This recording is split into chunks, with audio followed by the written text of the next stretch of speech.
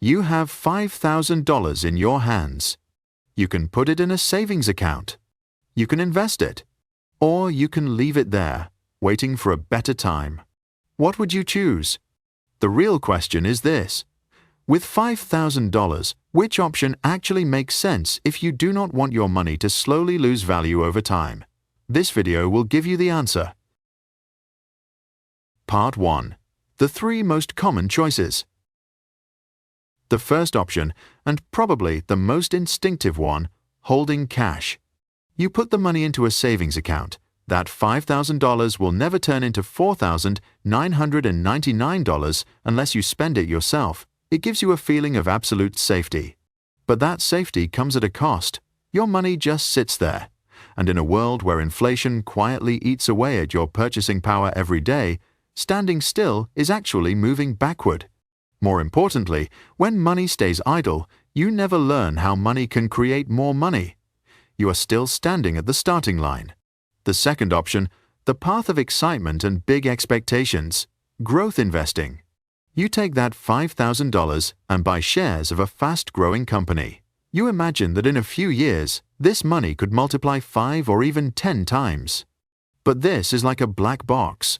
For a long time, maybe 3 months, 6 months, or even a full year, you may receive no clear signal at all.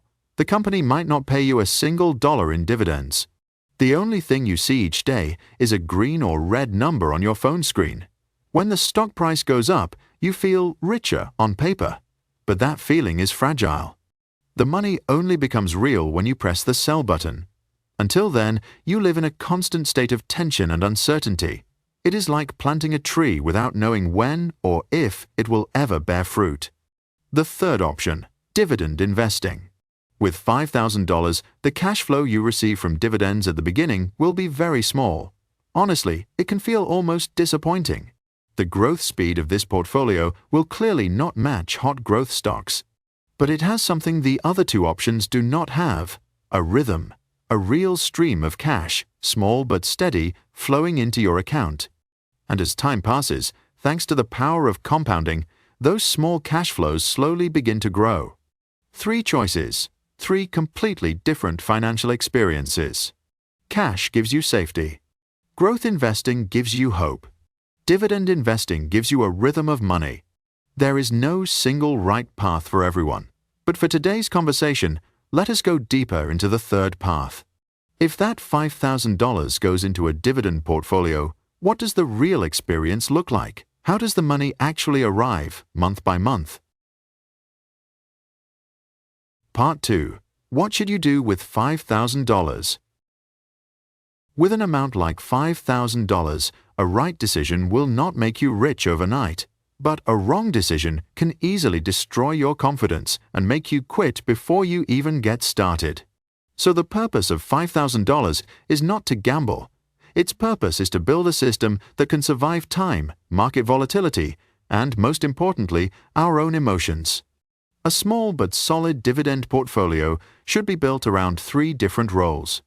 The first role, and the most important one, the stability foundation, about 50 to 60% of your portfolio.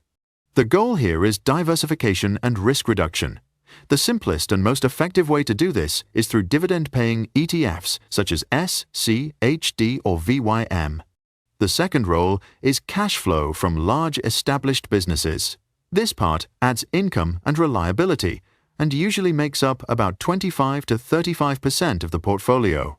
This is where blue-chip stocks come in, giants that have survived and thrived for decades. Think of companies like Johnson & Johnson, PepsiCo, or Coca-Cola. Every time you walk into a supermarket and see a can of Coca-Cola, a small thought crosses your mind. A tiny part of the profit from this drink is coming back to me. Every time you see a Johnson & Johnson product in your bathroom, you know you are investing in a real business that makes real products. This part may not deliver explosive returns, but it builds trust. It makes the entire investing experience feel much more real. And the final role, long-term growth. This is not the main focus in the early stage, so it only takes up about 10 to 15%, but it is still necessary to keep the portfolio from standing still over time. This is not the part designed to generate steady short-term cash flow. Dividend yields here are usually low, and dividends are often paid quarterly. So, what is its real purpose? To bring growth into your portfolio. These are companies that are still growing strongly, but are already large and disciplined enough to start sharing profits with shareholders. Classic examples are Microsoft and Apple. They generate massive cash flows. The dividends they pay today may seem small, but they grow steadily and quickly over time. This portion ensures that your portfolio does not only produce income, but also has the potential for long-term capital growth. With that, you now have a complete strategy. Part 3. The real experience in the first 6 months. In the first month, almost nothing happens. Quite simply, you have not reached the dividend payment schedule yet. By the second month, you usually start to see the first signs. It might be a very small dividend, or it might come from only one part of your portfolio. Maybe it is $2.17 from PepsiCo or $1.52 from an ETF. The amount is so small it almost feels silly. It is not even enough to buy a good cup of coffee. But it is a signal that the strategy is working. Then comes a month with a much larger payout. Several dividends arrive at the same time. The ETF pays, and a few large companies pay as well.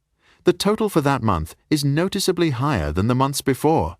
This usually happens because many assets in the portfolio share the same quarterly dividend schedule, often in months like January, April, July, or October. And this is where many people misunderstand what is happening. They think, aha, my strategy is finally working. They become overly optimistic. They want to pour in more money, take on more risk, and chase even higher returns. But the truth needs to be said clearly. This is not a breakthrough. It is not a sign that your strategy has suddenly improved. It is simply because many of your assets pay dividends on the same schedule. Dividend income does not flow smoothly like water from a tap. It comes in waves, in cycles, like the tide. Sometimes it rises, sometimes it falls. And this uneven flow leads to two common and dangerous psychological reactions. After a low dividend month, people start to doubt the strategy. They want to change things, sell this, buy that. After a high dividend month, people become overconfident. They want to take bigger risks and break the original structure. Both reactions come from the same fatal mistake, focusing on individual months instead of the full cycle. They are reacting to noise instead of listening to the signal. Part 4. What does $5,000 really buy you? So after a few months, what actually changes? Honestly, it is not the number in your account. Your $5,000 might only become $5,050. And after 6 months, you will not have financial freedom. You will not have a meaningful stream of passive income either. But you gain something far more important. You experience firsthand how money can create more money without you trading an extra hour of your labor. What $5,000 truly buys you is an education, a hands-on investing course that no book or video can ever replace. It buys you the ability to watch cash flow calmly. It builds one of the most important habits of all, not reacting emotionally. When the market panics, you do not sell in fear because you know solid companies are still operating and paying dividends. When the market gets euphoric, you do not fall into FOMO because you already have a plan and a structure. And most importantly, it gives you a deep understanding of the real rhythm of money. You learn that building wealth is not a single leap forward. It is a slow, sometimes boring, and repetitive process of accumulation. And that lesson, that shift in mindset, is the greatest return of all, far more valuable than the original $5,000. Thank you for listening. If you found this valuable, please like the video and subscribe to the channel so we can continue this journey together.